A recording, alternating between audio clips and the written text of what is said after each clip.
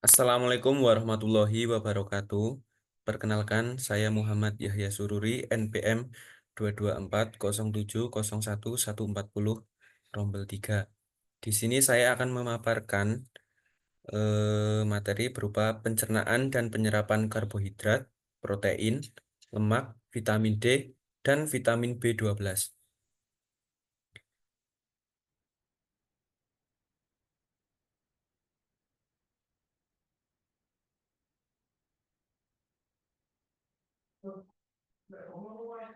Yang pertama, proses pencernaan dalam tubuh manusia adalah sebuah proses dalam mengubah ukuran makanan dari besar menjadi lebih kecil dan halus.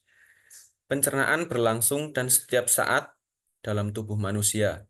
Proses pencernaan biasanya dimulai dari mulut, faring atau persimpangan saluran rongga mulut, kemudian kerongkong, dan lambung. Poin pertama, karbohidrat. Karbohidrat terdiri dari beberapa unsur, yaitu karbon, hidrogen, oksigen. Karbohidrat dibedakan menjadi tiga, yaitu monosakarida, disakarida, dan polisakarida. Proses pencernaan karbohidrat dilakukan melalui penyerapan sari-sari ketika berada di usus halus dalam bentuk monosakarida untuk dibawa aliran darah menuju hati dan sel jaringan tertentu, kemudian menjalani proses metabolisme. Monosakarida yang dibawa ke hati akan mengalami proses sintesis dan menghasilkan glikosen hingga kemudian dioksidasi menjadi CO2 dan H2O untuk menuju dilepaskan aliran darah bagian yang diperlukan. Kemudian protein. Protein terdiri dari beberapa unsur meliputi karbon, hidrogen, oksigen, nitrogen, dan zat lain seperti sulfur serta fosfor. Pada beberapa protein lain, dalam penyerapan, protein berfungsi menghasilkan jaringan baru, mengganti protein yang hilang, sumber energi, dan mengatur keseimbangan air.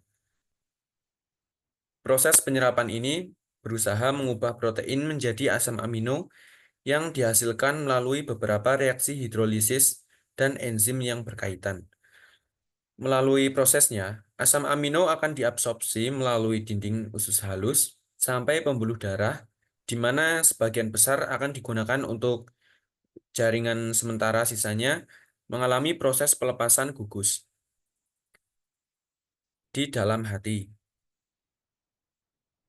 Kemudian lemak. Lemak terdiri dari beberapa unsur yaitu karbon, hidrogen, oksigen, dan tersusun dari gabungan gliserol dan asam lemak. Lemak di tubuh melalui penyerapan mengalami proses metabolisme dengan bantuan enzim lipase dan terjadi di saluran pencernaan. Asam lemak akan bereaksi dengan garam empedu dalam membentuk senyawa sebelum diserap untuk usus.